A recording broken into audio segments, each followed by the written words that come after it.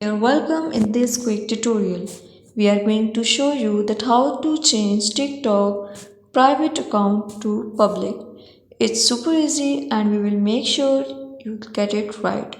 Just make sure you are logged in and using the latest version. Make sure to watch the complete video and follow each step carefully to avoid forgetting anything and making mistakes.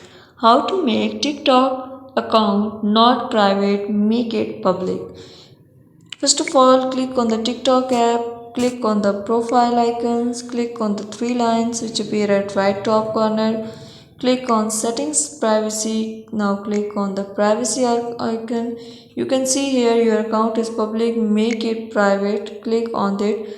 Now your account is not public, it's private. Thank you. So it's public, not private.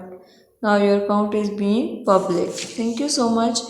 That was all. Please consider showing your support by commenting, liking, sharing, and subscribing to our channel for more valuable content in the future. Your engagement is highly appreciated. I wish you very good luck. Thanks.